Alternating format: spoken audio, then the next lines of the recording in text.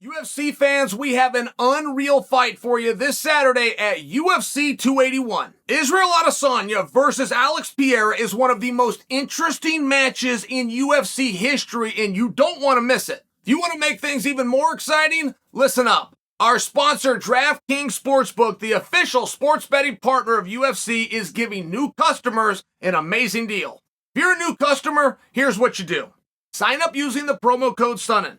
Bet just $5 on either fighter to win prior to the fight starting, and if he does, you will win an additional $200 in free bets in your pocket. Want even more action? Combine multiple bets, like which fighter will win and how long the fight will last, in one parlay to give you a shot at even bigger winnings. If mobile sports betting is not yet available in your state, DraftKings Daily Fantasy is giving all MMA fans a chance to cash out this weekend. DraftKings is safe, secure, and reliable. Best of all, you can deposit and withdraw your cash whenever you want. Download the DraftKings Sportsbook app right now. Use the promo code Sonnen when signing up. Bet $5 on any UFC 281 fighter to win, and you will get an additional $200 in free bets if your athlete wins. That's code Sonnen.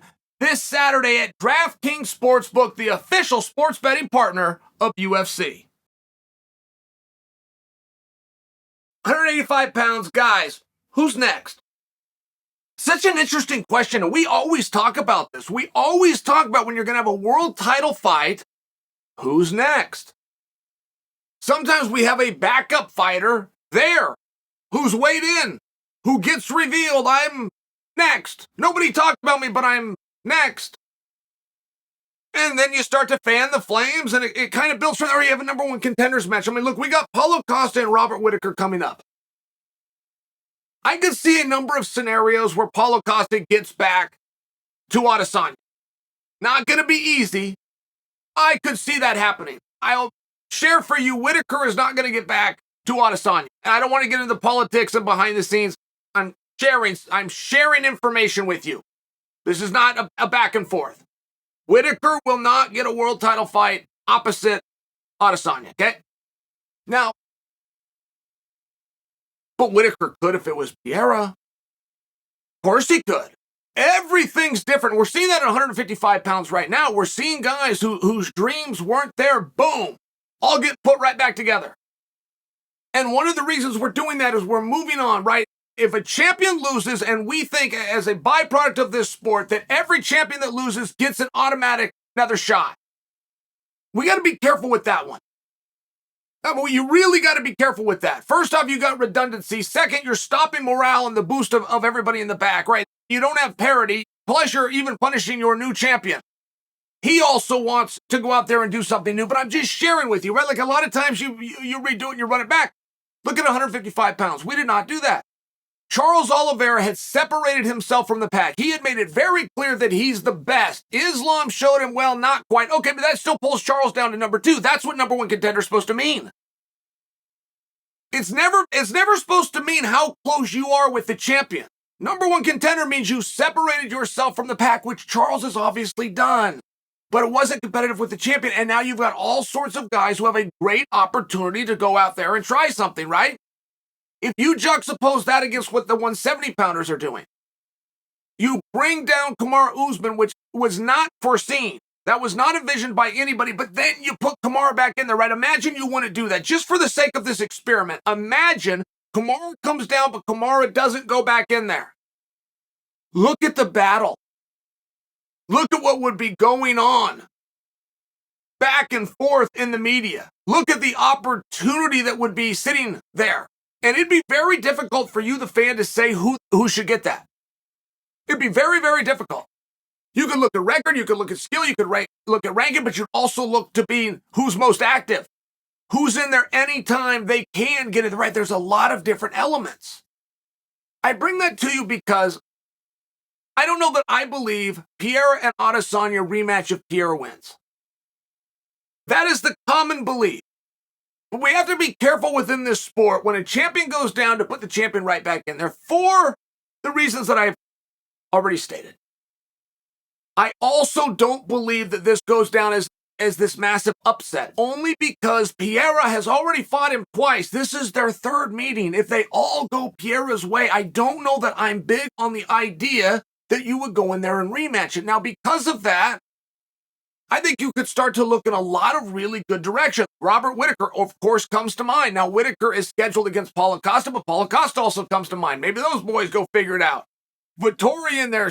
See what Sean Strickland's doing next. Derek Brunson can't be ignored, right? I think that you got a real conversation with Pereira's at the top of the bill. And I think that you also have several guys that if they were matched up with Pereira would be the favorite. I think that. And I think that'd be a lot of fun. If Adesanya wins, what does he do next? And the reason that I'm asking you guys, not only because that part of the narrative has been absent, uncommonly absent, but Adesanya has not left the cage since the night that he beat Robert Whittaker. He has not left that cage without letting us, the audience, know who exactly is next. He does a great job with that. He always has an answer. He is always prepared. He is ready to anoint somebody. He is ready to elevate somebody and give some clarity, even in directions that weren't massive fights. Yoel Romero versus Adesanya. I mean, just so you understand, there was nothing selfish about that. There was nothing that Izzy did where he's looking at his own contract. He's looking at the participation. He's looking at what's going to swing the audience when he called out Yoel Romero. He did have those things when he called out Paulo Costa, but it's not the reason he called out Paulo Costa. He did not have those things when he called out Robert Whittaker for the second time. He didn't have them at all and never even built to him with a fight with Cannonier. My only point being, Adesanya's mind doesn't work like the rest of people's, which is, what is the biggest fight? There's something else that he wants. I think he wants the hardest fight. I think he wants the toughest fight. I think he wants the right fight. But his mind does not tick to what is the best fight, what is best for me. He has an obligation, I'm talking about Adesanya, he has an obligation to himself to make the most money against the easiest opponent every time he can do it. He doesn't try to do either. Okay, interesting guy. Very paramount to your evening as a fan that you quiet the room down and you turn the volume up for that post-fight interview because he's going to tell us who is next. Guys, do you have any guesses?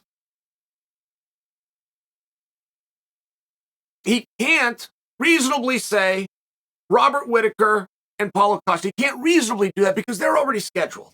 They're already booked out. And it just creates for a very interesting situation. Like here, let me just throw you another example because you're going to have a hard time answering this. You're going to have a hard time telling me who's next in line. Sean Strickland versus Adesanya makes a lot of sense. You got to get Sean in there one time, right? I mean, any direction that you go, it's not who do you hope he fights next. I'm asking you who he's going to fight next, and more of a who is he going to inform us he's fighting next. Little bit different scenario, guys, but let's say we get to Friday morning. Between 9 and 11 a.m., the commission's window for the weigh-ins, and we do have a backup fighter. That would change things. I couldn't begin to guess who that would be. I can't. But whoever it is, I think that we'd be getting a very big signal, and whoever it is will be sitting in the front row, right? All of Volkanovski for that title fight, which is right there to be called out, and you can bet your ass Adesanya's calling for somebody. Possibly it's that person. I thought that I had really hit the hammer right on the head, the nail on the head, when I suggested Colby Covington as a 70-pounder moving up to 85. I really thought they needed some parity and they needed to look around. And I share for you, absent of that, I mean, what would happen? What would happen, do you think, if Adesanya, out of nowhere, calls out Chimaev? Don't you imagine that he will then be standing across from Chimaev? And for what reason would he call out a middleweight? Right, you get it. You play these games, you go back and forth. Guys, I'm only starting the conversation because I've noticed it hasn't been started. We do not have a back and forth. We do not have guys that are going after Adesanya or Adesanya coming after them. Is it because you believe they're going to do a rematch? Do you think the 2 kickboxing wins for Pereira or somehow hold them that even if Adesanya beats Pereira, they rematch them? I mean, that simply isn't going to happen, just so you understand. That has never happened in history where a number 1 contender loses a fight and still gets to remain the number 1 contender. I mean, where do you think that they go from here? And for the first time ever, I've not heard this dialogue, but I feel very confident when I tell you, come the end of the evening on Saturday, should Adesanya be the victor, he's going to let us know who's next.